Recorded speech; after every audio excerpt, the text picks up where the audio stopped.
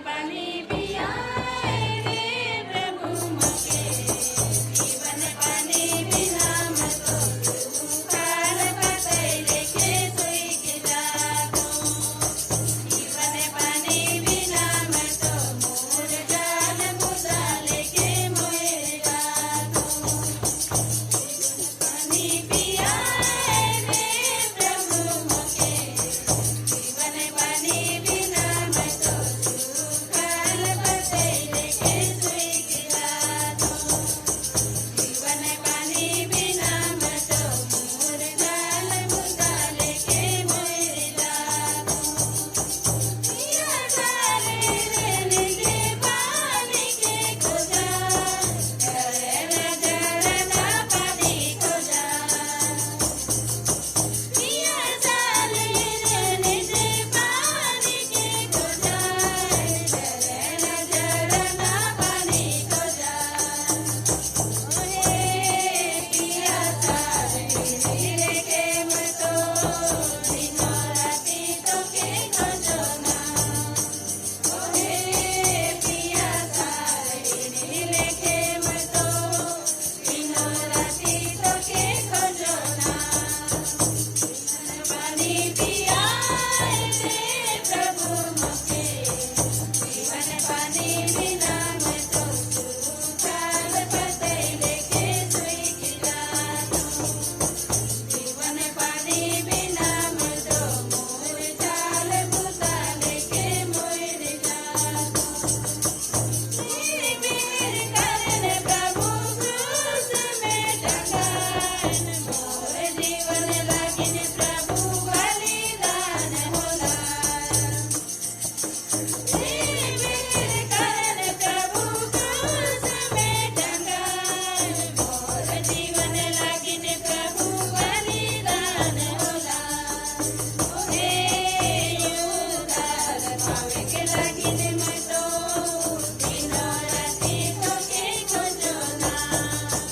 ओहे उद्धार पावे के लागिन मैं तो दिनों राती तो के खोजो ना। जीवन पानी पियाए रे प्रभु मोके, जीवन पानी बिना मैं तो सूखाल पतई लेके सोई गिरा दूं। जीवन पानी बिना मैं तो मुर्जाल मुर्दा लेके मोएगा दूं। जीवन पानी बिना मैं तो मुर्जाल मुर्दा लेके मोएगा दूं। आप सबों को यीशु मसीह और जय मसीह की प्रभु में आनंदित और शांति मिलती रहे। और मेरा नाम है मोनिका हेम्ब्रोम। मैं एसडीए चर्च आया नगर साउथ वेस्ट दिल्ली का 12 साल से मेंबरशिप हूँ। और मैं प्रभु का आशीष को मैं काफ़ी नज़दीक से महसूस की हूँ। और प्रभु का आशीष को मैं आत्मिक तौर से और शरीर और सांसारिक तौर से भी मैं महसूस की हूँ। और मैं प्रभु यीशु मसीह को विश्वास करके मैं काफ़ी गर्व महसूस करती हूँ। क्योंकि और मैं इस कारण से मैं प्रभु यीशु मसीह का जो हिस्सा है दसवांश, उसको मैं प्रभु यीशु मसीह का भंडार में लेके लाती हूँ। और प्रभु यीशु मसीह को मैं वापस उसका हिस्सा मैं देती हूँ। और क्योंकि लव्य व्यवस्था 27:31 में लिखा है, भूमि की उपज का सारे दसवांश, चाहे वह भूमि का बीज हो चाहे वह वृक्ष का फल हो, वह यहोवा के ही है, वह यहोवा के लिए पवित्र ठहराया है। मेरे प्यारे विश्वासी भाई बहनों, अगर हम परमेश्वर का हिस्सा हम वापस देते हैं, परमेश्वर को वापस देते हैं, तो वो परमेश्वर हमें दुगुनी आशीष करके हमें देता है। मेरे यकीन कीजिए कि अब भी ऐसे ही परमेश्वर का दसवांश को आप परमेश्वर को दीजिए और फिर आप खुद से महसूस कर सकते हैं उनका आशीष कितना बड़ा है। धन्यवाद। थैंक यू यीशु साहेब। सबको जय मसीह की। मेरा नाम विनीता है और मैं मदनपुर खादर जजा कॉलोनी में रहती हूँ। मैं एसडी चर्च की 10 साल से मेंबर हूँ और 10 साल हो चुके हैं मुझे एसडी चर्च से जुड़े हुए। प्रभु का मैं धन्यवाद करती हूँ। परमेश्वर ने मेरे जीवन में बहुत बड़े बड़े काम किए जब मैंने प्रभु पे विश्वास लेकर आई। और जब मैंने पास्टर जी से वचन को शेयर करते हुए सुना, 2 कुरिन्थियों उसकी 9 आयत और 9 का 7 में जब पास्टर जी ने कहा कि हर एक जन जैसा मन में ठाने वैसा ही दान करे, ना कुड़कुड़ के और ना दबाव से, क्योंकि परमेश्वर हर्ष से देने वालों से प्रेम रखता है। तो मुझे ये वचन बहुत अच्छा लगा कि सचमुच परमेश्वर हमसे इतना प्रेम रखता है। और फिर मैंने अपने जीवन का जो दशवांश है वो देना शुरू किया और ना कुड़कुड़ा के, ना मन में कुछ भी दबाव रख के। और जब मैंने परमेश्वर को लौटाना स्टार्ट किया तो सचमुच प्रभु ने मुझे बहुत बहुत आशीषें दी। मेरे जीवन में किसी बात की कोई भी कमी घटी नहीं होने दी। और पास्टर जी ने जैसे बताया मलाकी 3:10 में भी कि सारे दशवांश भंडार में ले आओ कि मेरे भवन में भोजन वस्तु रहे।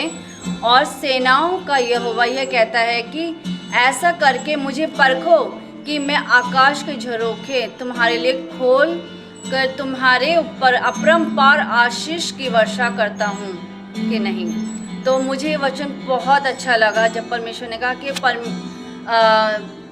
मुझे परख कर देखो कि आकाश के झरोखे।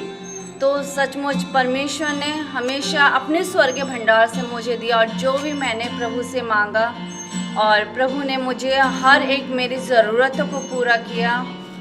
सचमुच प्रभु का मैं धन्यवाद करती हूँ। और मैंने अपने जीवन में परमेश्वर के बहुत बड़े बड़े काम को होते हुए देखा।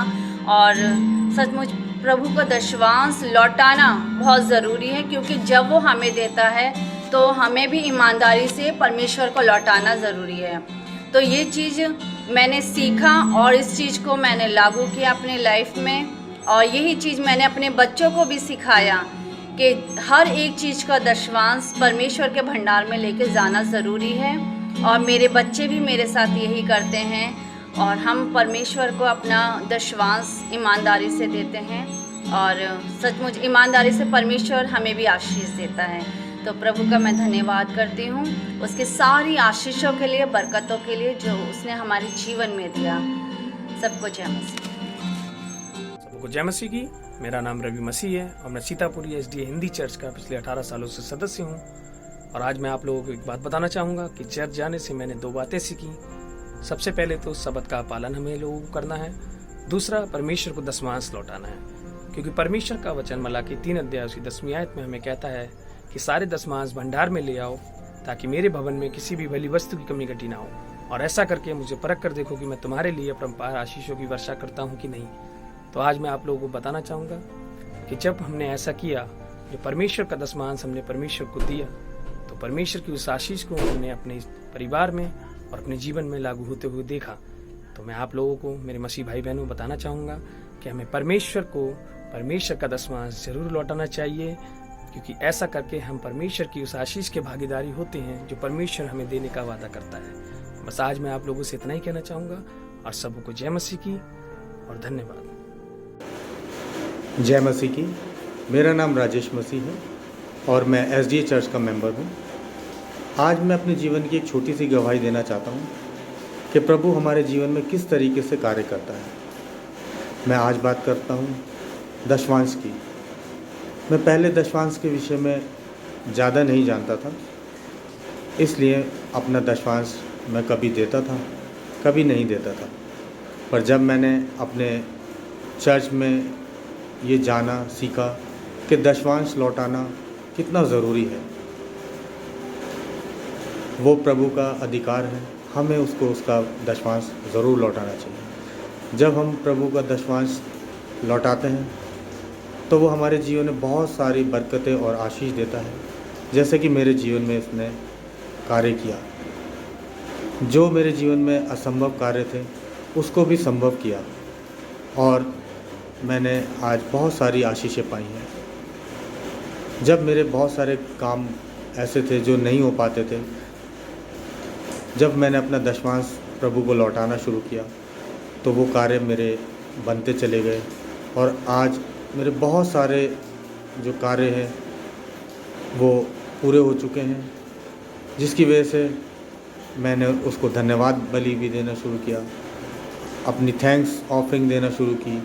जब मैंने उसको थैंक्स ऑफरिंग दी, प्रभु ने मेरे जीवन में बहुत सारे आशीष दिए और इस महामारी के समय में हम सबको सुरक्षित रखा है। प्रभु का बहुत बहुत धन्यवाद करते हैं कि हम उसका दशवांश और उसकी थैंक्स ऑफरिंग उसको ज़रूर दें।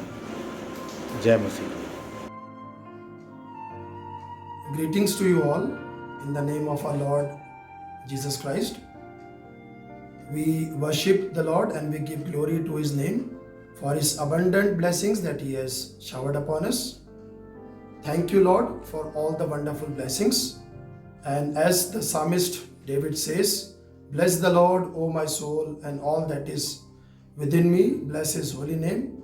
I also want to like to share with you Psalm chapter 23 verse 4, and which says the Lord is going to protect us from all kinds of evils. And at this time, the whole world is going through a pandemic. We all are aware of it, and people are suffering all around the world. We are safe in God's hands. He has promised us that He is going to keep us safe even when we are in the valley of death. He is going to protect us, He is going to save us, and He is going to bring us out of all these problems.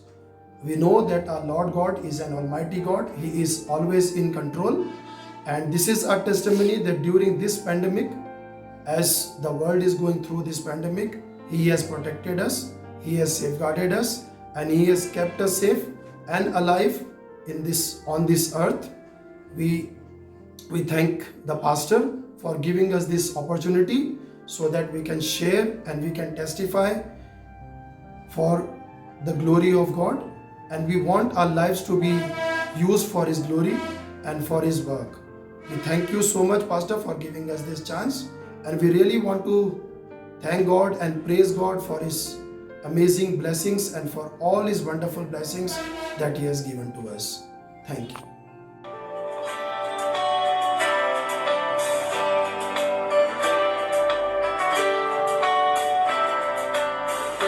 Lord, I lift your name on high. Lord, I love to sing your praises.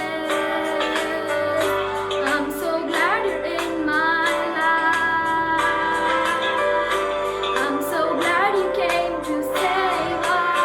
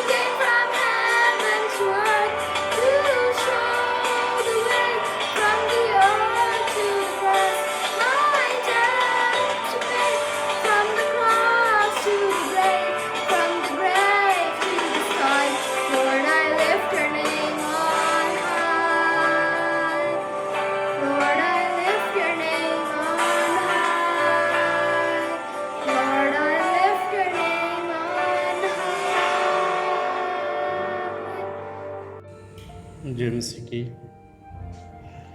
मैं रोहित मसीह।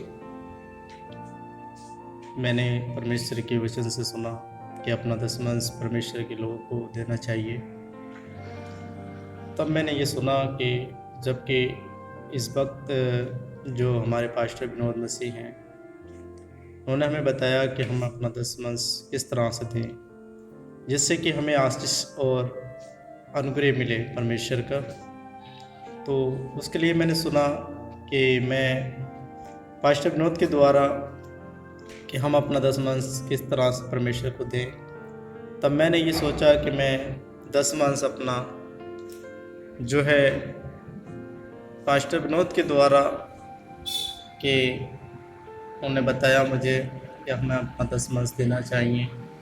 तब मैंने अपना दशमांश कमाई का, जो कि मैं मंथ में मेरी कमाई जो भी मेरी सैलरी मिलती है उससे मैं परमेश्वर के दशमांश निकालता हूँ, उसके बाद मैं देता हूँ। तो इसके लिए मैं धन्यवाद करता हूँ उस परमेश्वर का जो परमेश्वर ने मुझे जीवित रखा और मेरे दशमांश से बहुत सी आशीषें मुझे मिली हैं, जिसके बारे में मैं क्या बताऊँ कि आप जानते हैं कि परमेश्वर के दशमांश से क्या मिलता है, क्योंकि दशमांश वो है जो हमारे जीवन के लिए और हमारे आशीष और बरकतों के लिए है कि हम अपना दशमांश देना चाहिए। इसके लिए मैं ढक्का हाजीनगर से, जो ढक्का निवासी, मैं अपना दशमांश जो देता हूँ परमेश्वर के लोगों को, जो मेरे दास हैं, मैं उनके लिए धन्यवाद करता हूँ कि उन्होंने मुझे बताया। मेरी गवाही ये है कि मैं इस दशमांश को देके बड़ी आशीष में हूँ और परमेश्वर का धन्यवाद करता हूँ। इसलिए मैं ये बस छोटी सी वीडियो बना रहा हूँ। आमीन। आशीष तुझसे चाहते हैं, हे सारे पिता हम आते हैं। कोई खूबी है नलिया कद बख्शो हमको अपनी ताकत। कोई खूबी है नलिया कद बख्शो हमको अपनी ताकत। खाली दिलों को लाते हैं प्रभु, खाली दिलों को लाते हैं। हे स्वर्ग पिता हम आते हैं, आशीष तुझसे चाहते हैं। हे स्वर्ग पिता हम आते हैं। हमने बहुत खताएं की हैं, रहे निकम में जफाएं की हैं। हमने बहुत खताएं की हैं, रहे निकम में जफाएं की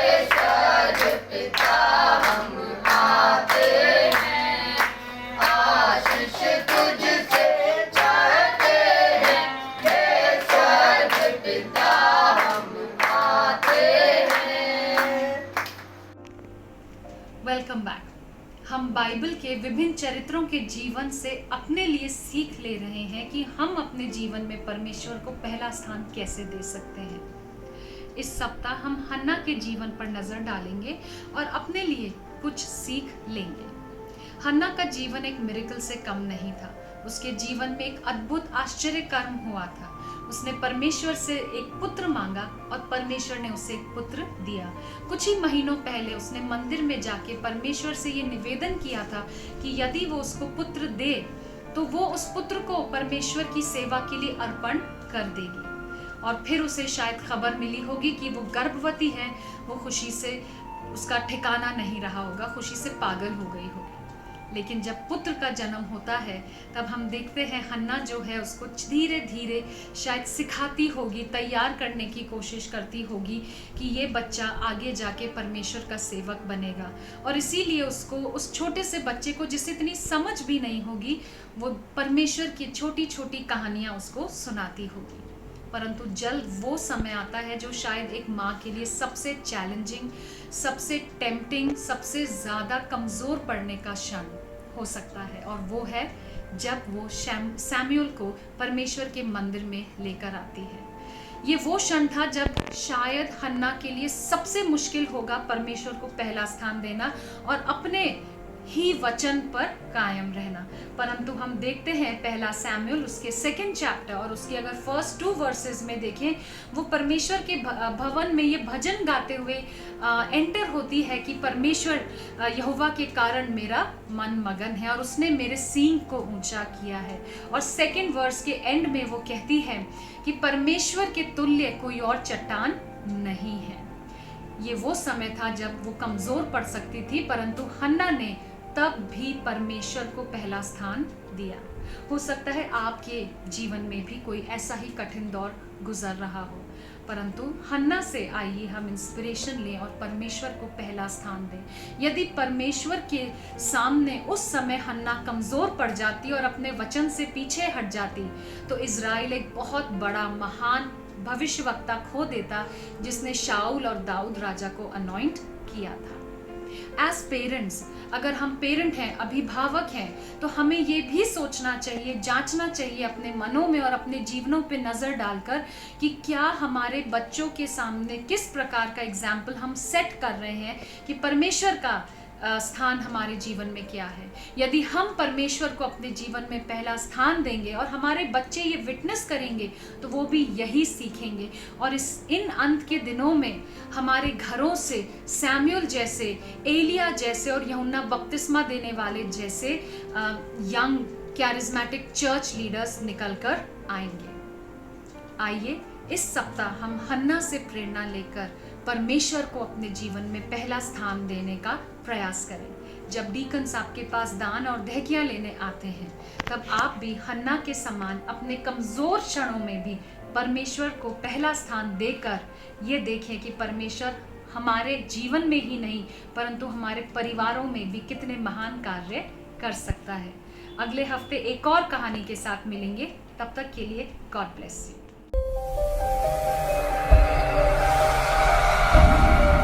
तो परमेश्वर पिता का हम धन्यवाद करते हैं। हमको आशा है कि जो हमने लोगों की गवाहियाँ सुनी हैं और जो हमने पुटिंग गॉड फर्स्ट, परमेश्वर को पहला स्थान देने के बारे में सुना है, पास्टर शर्मा ने हमारे लिए दुआ की है, पास्टर पैट्रिक फ्रांसिस ने वचन पढ़ा है, इन सारी चीज़ों से हम ये आशा करते हैं कि हमारा मन जो है वो प्रेरित हुआ होगा।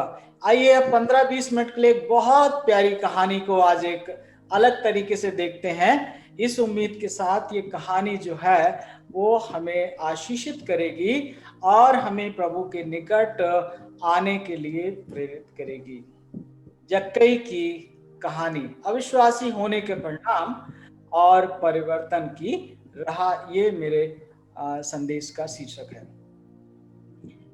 यहाँ पर हम पढ़ते हैं कि हमारा प्रभु यीशु मसीह यरीहो में जा रहा है और वहां पर जक्कई नाम के व्यक्ति से मुलाकात होती है और पूरी बात पढ़ी गई है वचन में और आप इस समय उसको देखेंगे भी कि किस तरह से वो जिक्र होता है। जब हम यहाँ पर यरीहो का जिक्र आता है तो हमारे दिमाग में याद आता है वो दो भेदिए जिनको यहोशू ने भेजा था, या राहाब वेश्या का घर जो यरीहो नगर में था। और फिर हमें याद आता है कि 6 दिन तक यरीहो शहर का एक चक्कर लगाया इसराइलियों ने, 7वें दिन 7 चक्कर लगाए। यरीहो की दीवार का ध्यान आता है, राहाब वेश्या और उसके परिवार का बचाए जाने का जिक्र आता है, और नेक सामरी की कहानी भी जो हम लूका की किताब में पढ़ते हैं। तो ये सब चीजें हमारे जहन में आ जाती हैं जब हम यरीहो का जिक्र सुनते हैं। यहाँ पर हमारा प्रभु जो है वो यरीहो शहर में जा रहा है। यरीहो शहर के बारे में हम थोड़ी देर अगर विचार करें तो मेरे प्रियो, हम जानते हैं यरीहो शहर की दीवार को तोड़ने के लिए परमेश्वर को स्वयं दखल देना पड़ा था।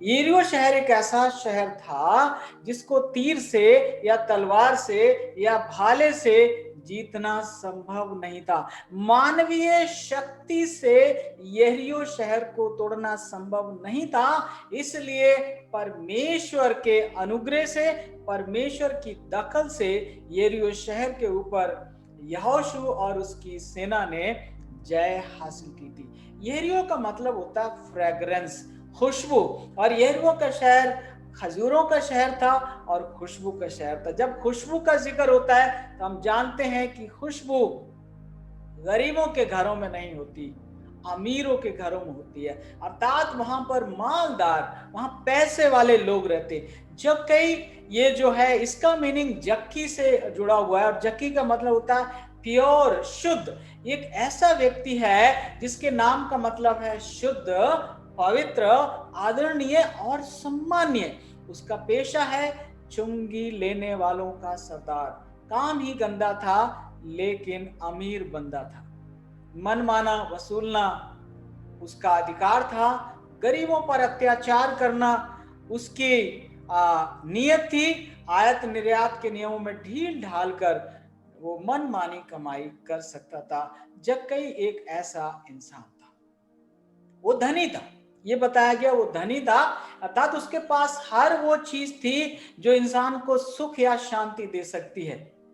लेकिन वो यीशु को देखना चाहता था। क्यों? अमीरों के शहर में, खुशबू के शहर में रहने वाला एक अमीर इंसान एक ऐसे इंसान से क्यों मिलना चाहता है जिसका ना कोई घर था ना कोई ठिकाना था। शायद जक्कई ने लोगों को देखा होगा जो यीशु से मिल चुके थे। उनके जीवन में सच्ची शांति थी, आनंद था।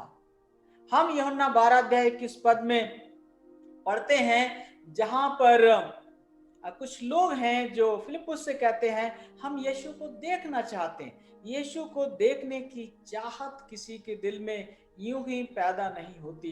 मेरे प्रियो, जब परमेश्वर की ओर से बुलावा आता है, परमेश्वर की ओर से हमारे अंदर एक इच्छा पैदा होती है, तब हम उसके निकट बुलाए जाते हैं। और यीशु मसीह की सेवकाई में ये चीज प्रकट हुई है। यीशु मसीह कौन है? शायद यीशु मसीह बहुत खूबसूरत है, बहुत अमीर है, दुनिया की नजर में नहीं, लेकिन आसमानी नजर से देखेंगे तो यीशु मसीह से ज्यादा खूबसूरत, ज्यादा सुंदर, ज्यादा बुद्धिमान कोई हो ही नहीं सकता। लेकिन यीशु मसीह के चारों ओर एक बड़ी भीड़ रहती थी, और जक्कई नाटा था, बौना था, कद का छोटा था। उसके पास बड़ा घर था, वाहन बड़ा होगा, नौकर चाकर होंगे, वो अपना पैसा बढ़ा सकता था लेकिन अपना कद नहीं बढ़ा सकता था। वो अपनी हैसियत बढ़ा सकता था लेकिन अपना कद नहीं बढ़ा सकता था। मेरे प्रियो, परमेश्वर ने जब हमको बनाया है तो हमारे जीवन में अपने लिए एक स्थान बनाए, एक जगह बनाइए, और उसको मैं कहता हूं गॉड स्पेस। लोग अलग अलग तरह से इसको कहते हैं। परमेश्वर के लिए एक विशेष स्थान, और जब तक इस गॉड स्पेस में परमेश्वर नहीं आता है तब तक जिंदगी में कुछ भी अच्छा नहीं लगता है। इंसान एक चीज के बाद दूसरी चीज को हासिल करने की कोशिश करता है, दौलत और शोहरत कमाता है, लेकिन वो अंदर से जक्कई के समान बेचैन बना रहता है। जक्कई ने भी सब कुछ ट्राई किया लेकिन फायदा नहीं हुआ। भीड़ में रहकर यीशु को देखना मुमकिन नहीं है, इसलिए वो दौड़ता है। वचन कहता है कि जक्कई दौड़ता है, भीड़ से आगे निकलता है,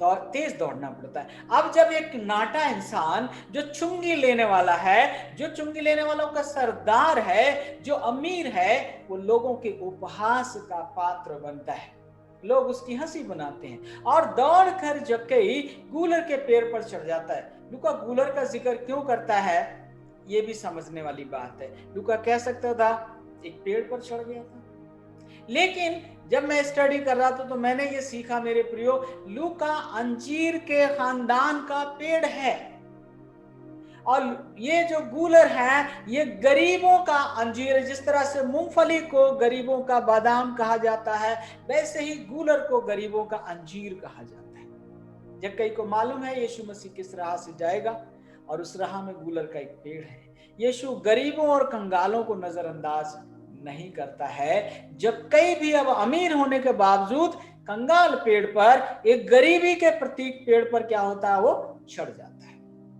वो प्रभु को देखना चाहता था, लेकिन खुद वो प्रभु की नजरों में शायद आना नहीं चाहता था। गूलर के पेड़ के नीचे पहुंचकर प्रभु यीशु मसीह रुक जाते हैं और ऊपर देखते हैं, और जक्कई को उसके सम्मानीय नाम से, उसके पवित्र नाम से, उसके प्योर नाम से पुकारते हैं, है जक्कई तू नीचे उतर आ। प्रभु से चुंगी लेने वाला नहीं कहते, प्रभु से बौना नहीं कहते, प्रभु से ठिगना नहीं कहते, प्रभु से बेईमान नहीं कहते, प्रभु उसे उसके सम्मानीय नाम से पुकारते हैं। जक्कई आप नीचे उतर कर आइए, मुझे आज तुम्हारे घर में रहना अवश्य है। मस्ट यहाँ पर वर्ड आया है, इसका मतलब है प्रभु यीशु मसीह कहते हैं आज के दिन तुम मेरे एजेंडा पर हो, आज के दिन तुम सबसे अधिक महत्वपूर्ण व्यक्ति हो। यही बड़ा सौभाग्य मेरे प्रियो, किसी दिन मैं और आप अगर प्रभु के एजेंडे पर नंबर 1 में होते हैं तो हमारे लिए बहुत खुशी की बात होती है। यही कहानी जो है, इसी तरह की कहानी वहां पर सुखाड़ देश में दोहराई जाती है, जब एक सामरी स्त्री से प्रभु यीशु मसीह की भेंट होती है। और वहां पर भी यूहन्ना 4:24 में लिखा है, प्रभु का उस राह से जाना अवश्य था। उस दिन वो सामरी स्त्री प्रभु के एजेंडे में नंबर 1 पर थी। कई बार ये अवश्य शब्द इस्तेमाल हुआ है, जहां पर प्रभु ने मरकुस में ये कहा है कि मनुष्य के पुत्र को दुख उठाना अवश्य है, यरूशलेम को जाना अवश्य। मेरे प्रियो, कितनी बड़ी बात है। इधर प्रभु यीशु मसीह जक्कई की तरफ जा रहे, और उधर जक्कई भी प्रभु यीशु मसीह की तरफ आता। दोनों तरफ से जब चाहत होती है तो एक परिवर्तन आता है, और उस परिवर्तन के आज हम गवाह बनने वाले हैं।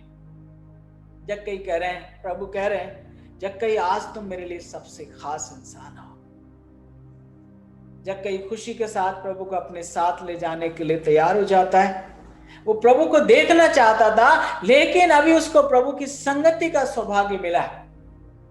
प्रभु ही है जो इंसान के दिल में उसे देखने की इच्छा पैदा करते हैं। और अगर आपके अंदर प्रार्थना करने की इच्छा पैदा हो रही है, वचन को पढ़ने के लिए इच्छा पैदा हो रही है, मेरे प्रियो, ये परमेश्वर की आवाज है। आपके दिल की आवाज सुनी जाएगी। लेकिन जब एक पापी इंसान प्रभु के निकट आता है, तब दूसरे लोगों में किस तरह की प्रतिक्रिया होती है, ये देखकर सब लोग कुड़कुड़ाने लगे। एक पापी इंसान जब परमेश्वर के निकट आता है, या परमेश्वर पापी इंसान के निकट आता है, तब बहुत से पापियों की नींद उड़ जाती है। बहुत से लोग, अगर हम गलत राह पर जाएं, लोगों को बुरा नहीं लगता, लेकिन जब भी आप देखिए जहां जहां धार्मिक सताव हो रहा है, जब भी लोग परमेश्वर के निकट आते हैं या परमेश्वर लोगों के बीच में आते हैं, बहुत से लोगों की नींदें उड़ जाती हैं। लोग धर्म को प्रतिष्ठा के लिए इस्तेमाल करना चाहते हैं, पापों से क्षमा प्राप्त करने के लिए नहीं। नेताओं को धर्म गुरुओं का संरक्षण चाहिए, बहुत से धर्म गुरुओं को नेताओं का संरक्षण चाहिए, लेकिन जक्कई मसीह का संरक्षण प्राप्त करने के लिए नहीं आया था। वो तो अपने अंदर जो गॉड स्पेस है, जो खाली जगह है, उसको भरना चाहता था। उसके पास सब कुछ होने के बावजूद शांति नहीं थी। वो आत्मिक रूप से बौना था, आत्मिक रूप से वो कमजोर था। प्रभु की संगति में परिवर्तन होता है। जब हम प्रभु के निकट आते हैं तो या तो हमारे दिल पिघल जाते हैं या फिर दिल कठोर हो जाते हैं। देखना है कि जक्कई अपनी शांति की कीमत चुकाएगा, और जक्कई ने अपने दिल में परमेश्वर से प्रार्थना की, परमेश्वर ने उससे बातचीत की, और जक्कई खड़ा होकर कहने लगा, देख प्रभु, मैं अपनी आधी संपत्ति कंगालों को देता हूं, और अगर मैंने किसी का अन्याय करके कुछ लिया तो उसको 4 गुना फेर देता हूं। ये कहानी हमने देखी। अब हम इसके आत्मिक पहलू पर थोड़ी देर जाने की हम कोशिश करते हैं। मेरे प्रिय, धन एक आत्मिक विषय है। पैसा, रुपया, धन, संपत्ति, ये आत्मिक विषय हैं मेरे प्रिय। और यदि इनको आत्मिक रीति से हैंडल ना किया जाए, आत्मिक रीति से इनको मैनेज ना किया जाए, इनका प्रबंधन ना किया जाए, इनका रख रखाव ना किया जाए, तो ये किसी के भी विनाश और पतन का कारण बन सकता है। धन को यदि आत्मिक रीति से हैंडल ना किया जाए, व्यवस्थित ना किया जाए, प्रबंध ना किया जाए, उसको हासिल ना किया जाए, उसको खर्च ना किया जाए, उसको बांटते समय, उसको देते समय, उसको जमा करते समय अगर उसको आत्मिक दृष्टि से ना देखा जाए मेरे प्रियो, तो बड़ी जिम्मेवारी के साथ मैं आपके सामने दोहराना चाहता हूं, ये किसी के भी पतन का, किसी के भी विनाश का कारण बन सकता है। बाइबल में 2350 पद हैं मेरे प्रियो, जो धन और संपत्ति के बारे में है। प्रभु यीशु मसीह ने 39 दृष्टांत कहे हैं, उनमें से 11 रुपए और पैसे के बारे में है। प्रभु यीशु मसीह ने जितना नरक और स्वर्ग के बारे में नहीं बोला, जितना प्रेम के बारे में नहीं बोला, उससे कहीं बढ़कर उन्होंने जो संदेश दिया उसका 15% धन दौलत के बारे में है। जब यूहन्ना बपतिस्मा दाता जंगल में बपतिस्मा देता था और लोग उसके पास आते थे, लोग बपतिस्मा लेकर उससे कहने लगे, हम क्या करें, हमें क्या आज्ञा है। वहां पर यूहन्ना बपतिस्मा दाता ने ये नहीं कहा भाई तुम सुबह को प्रार्थना करना और शाम को प्रार्थना करना और चर्च में जाना और इस तरह से कपड़े पहनना और इस तरह से ये करना। यूहन्ना बपतिस्मा दाता ने उनसे कहा, अगर तुम्हारे पास 2 कुर्ते हैं तो एक उसे दे देना जिसके पास एक भी नहीं है। अगर तुम्हारे पास रोटी है तो उसके साथ बांट कर खाना जिसके पास नहीं है। उन्होंने कहा तुम अपने वेतन से संतुष्ट रहना, जो ठहराया गया है उससे अधिक मत लेना। मेरे प्रियो, आज हम एक पल रुक कर ये मान लें, धन एक आत्मिक विषय है।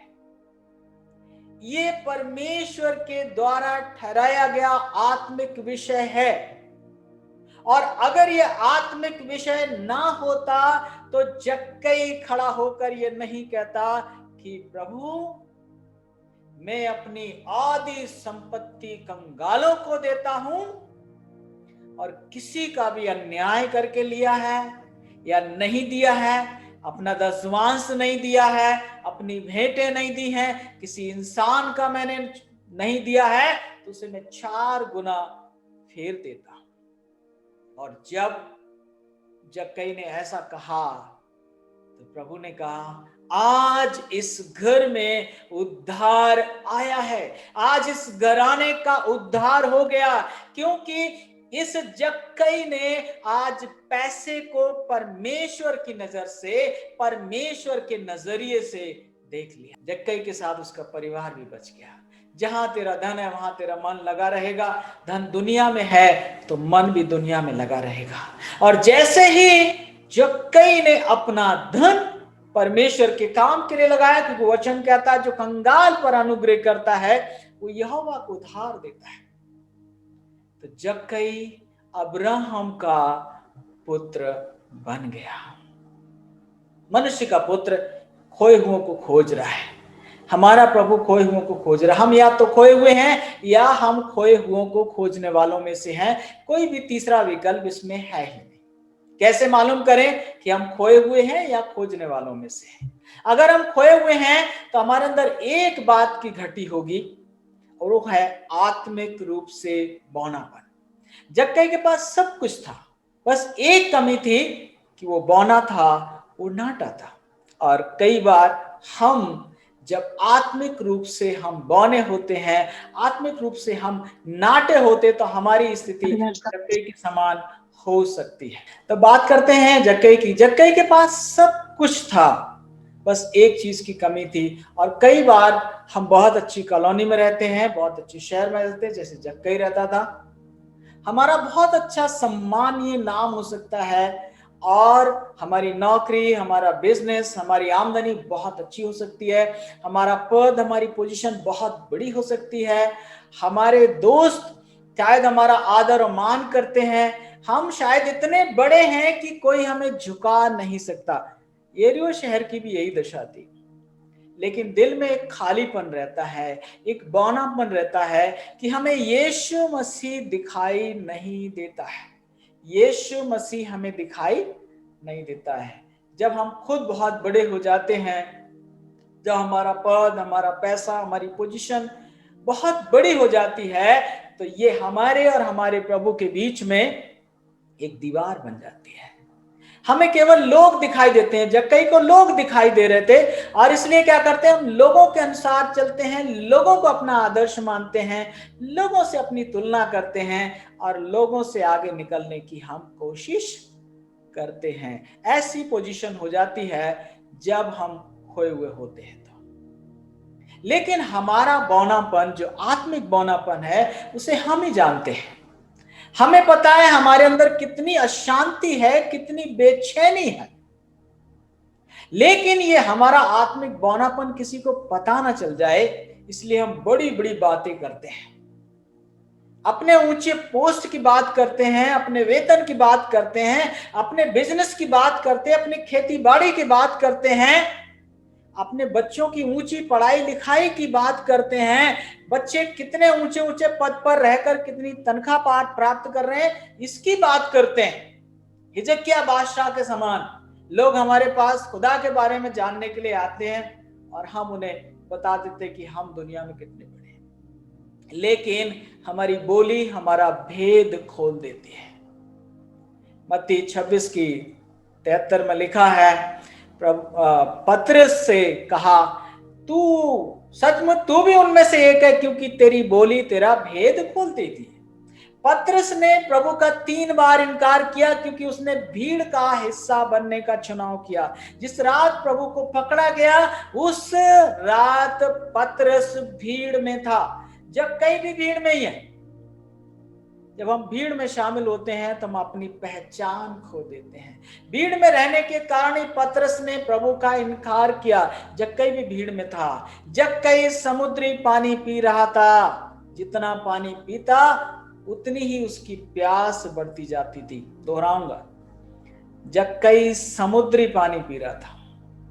ये जो सी वाटर है, ये जो समुद्र का पानी है, इसको आप जितना पिएंगे उतनी ही आपकी प्यास बढ़ेगी। मुझे ऐसा अनुभव है, एक बार मैं, मेरा परिवार को सिकंदराबाद जाना था और हम अलवर होकर निकलना चाह रहे। अलवर में जो स्टेशन है, रेलवे स्टेशन, वहां पर एक बड़े से नल के पास में गया और वहां मैंने देखा कि नल में बहुत ठंडा पानी है। लेकिन जब उस पानी को मैंने मुंह में लिया तो पता चला कि पानी बहुत खारा है।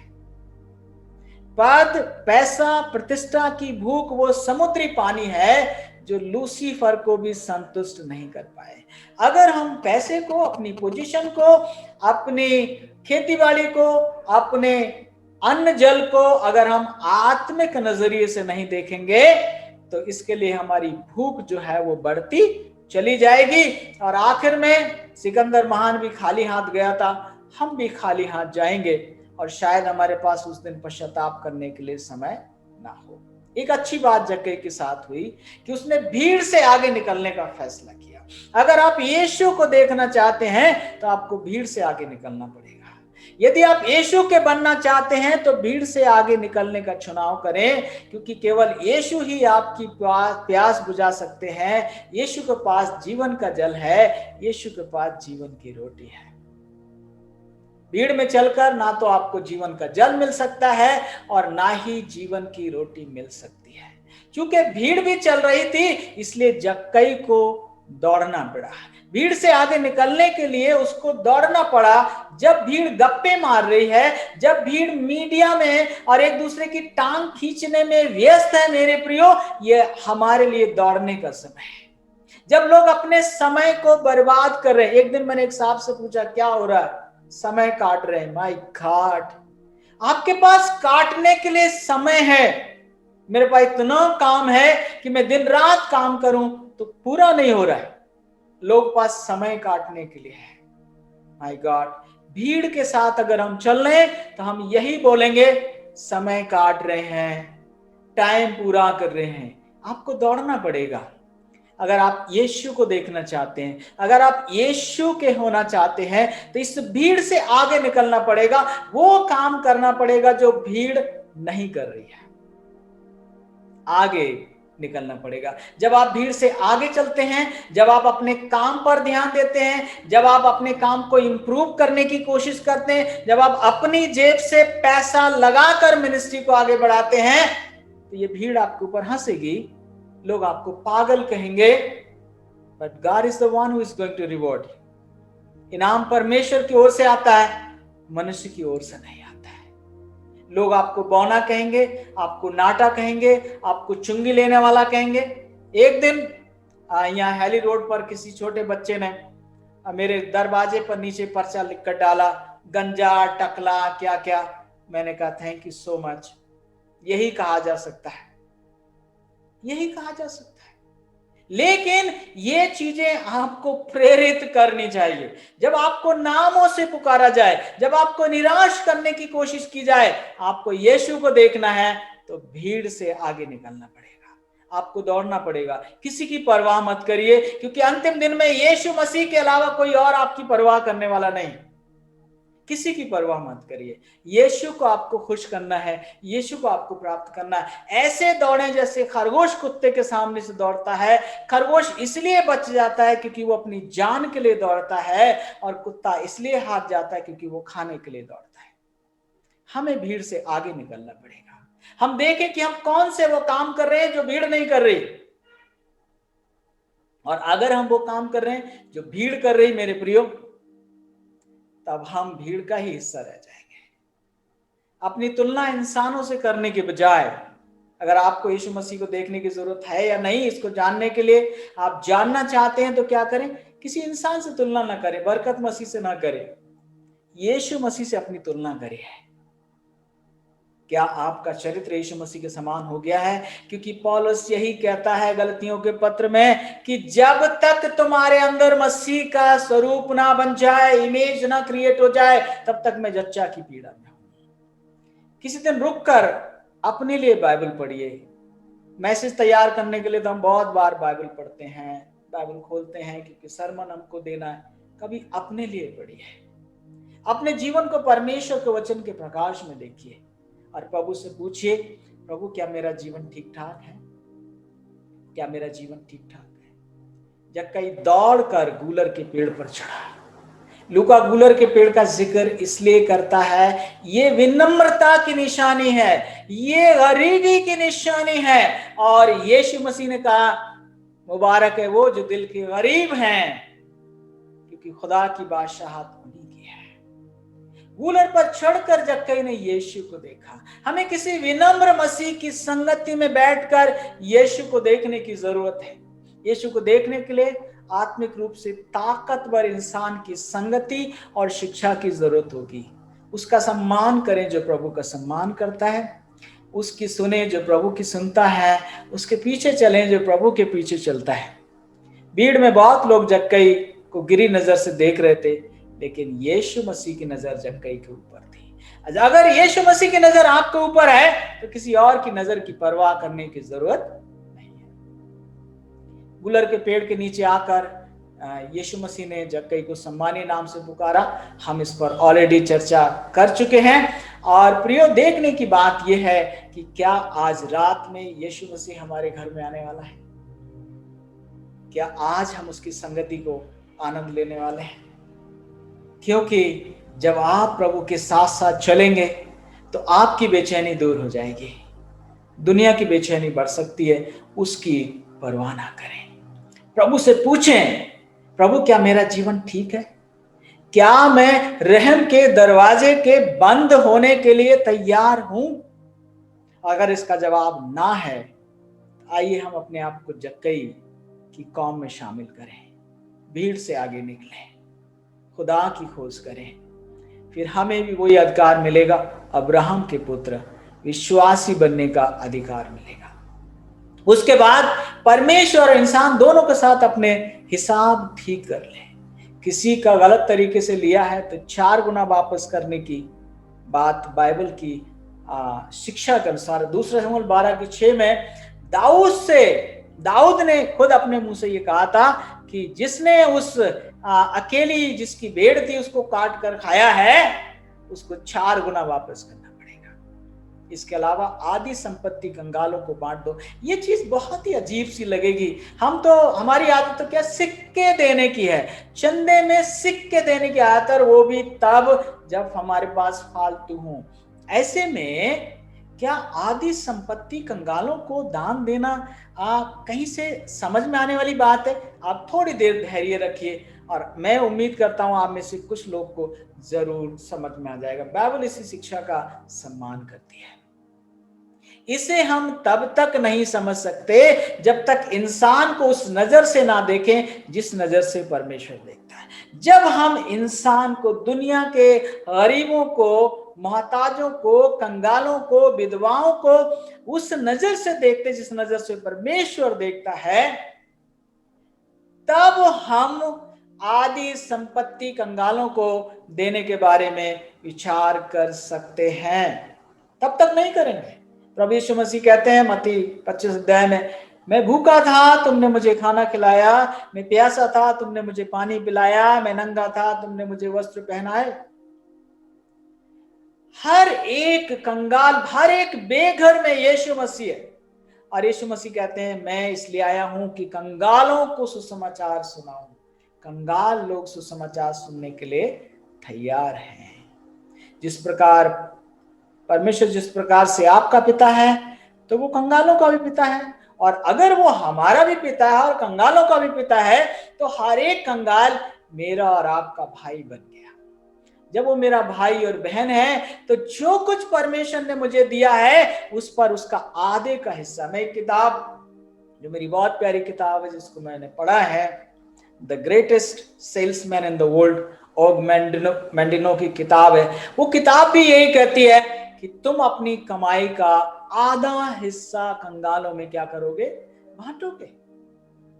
ये दुनिया में बहुत लोग हैं जिन्होंने इस नियम को जान लिया है, इस नियम को परख लिया। लूका 10 अध्याय में नेक सामरी ने भी यही किया। डाकू उसको लूट कर चले गए और याजक और लेवी उससे बचकर चले गए। याजक और लेवी क्या सोच रहे थे? मेरा ही है, इस पे तुम्हारा कोई हक नहीं। और सामरी ने क्या कहा? मेरे भाई जो पानी मेरा है वो तेरे लिए भी है, जो दाखरस मेरे लिए है वो तेरे लिए भी है, क्योंकि तू मेरा भाई है। दुनिया में ऐसे बहुत से उदाहरण हैं। हमारे अजीज प्रेसिडेंट साहब जो एपीजे अब्दुल कलाम साहब रहे, आप देखिए वो क्या करके गए। नाना पाटेकर जैसी हस्ती को आप देखिए, फिल्म इंडस्ट्री में है, वो क्या कर रहे हैं। अजीम प्रेम जी ने इस दौरान 20 करोड़ पर डे दान दिया है। सोनू सूद का नमूना हमारे सामने है। रिक वैरन की जिंदगी को आप पढ़िए।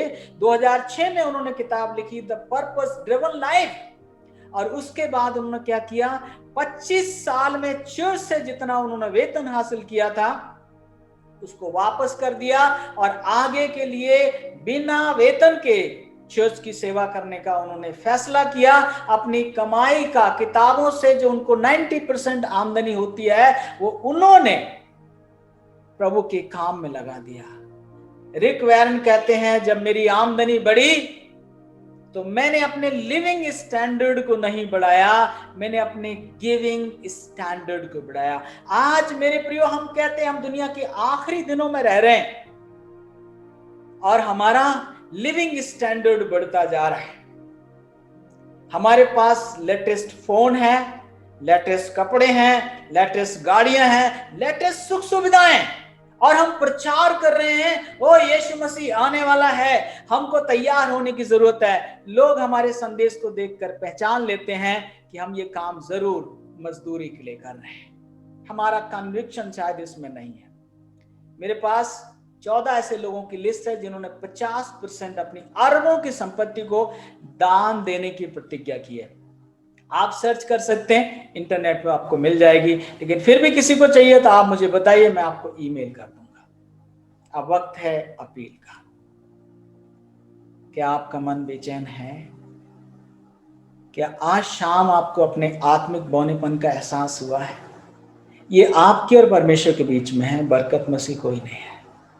और आपके अंदर अगर आज ये चाहत पैदा हुई है कि आप यीशु मसीह को देखें, और आपके अंदर ये इच्छा आज जाग गई है कि अब आप भीड़ का हिस्सा नहीं बनेंगे, आप भीड़ से आगे निकलना चाहते हैं, यीशु मसीह की आवाज सुनना चाहते हैं, यीशु मसीह की संगति का एहसास करना चाहते हैं, अगर आप लोगों से और परमेश्वर से अपने रिश्ते ठीक करना चाहते हैं मेरे प्रियो, तो ये आवाज आपके लिए। मैंने बीच में बताया, जब खुदावंद की आवाज आती है तो कुछ दिल पिघल जाते हैं, कुछ कठोर हो जाते हैं।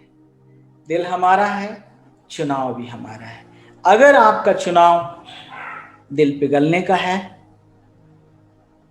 तो आपके लिए मैं इस समय एक छोटी सी प्रार्थना किया चाहता हूं। महान पिता, हमसे बात करने के लिए धन्यवाद। हम जक्कई के समान बनना चाहते हैं, आपको देखना चाहते हैं, आपकी उपस्थिति में चलना चाहते हैं, स्वर्ग में आपके साथ रहना चाहते हैं। ये दुनिया हमारा घर नहीं। मेरे जितने भाई बहनों ने ऐसा फैसला किया है, अब वो भीड़ से आगे जाएंगे, वफादारी से आपके चंदे, आपकी दहेकियां आपके घर में लाएंगे, अपनी हर एक कमाई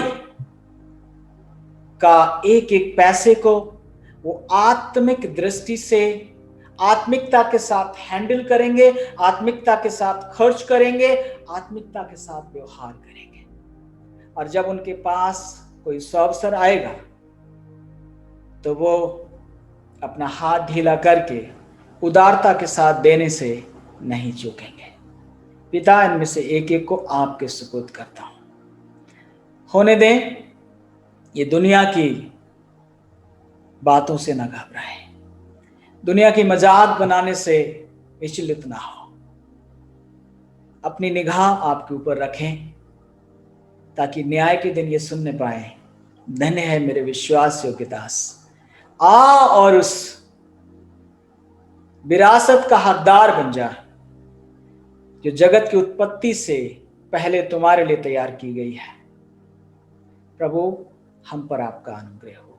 जिनके मन कायल हुए हैं, आप उनसे भी बातचीत करें ताकि ये बेदारी की सभाएं हमें से हर एक को आपके निकट लाएं और हमारे नाम स्वर्गीय पुस्तक में विश्वास योग्य लोगों में पाए जाए। हमारी दुआ सुनने के लिए धन्यवाद। यीशु मसीह के नाम से मांगते हैं।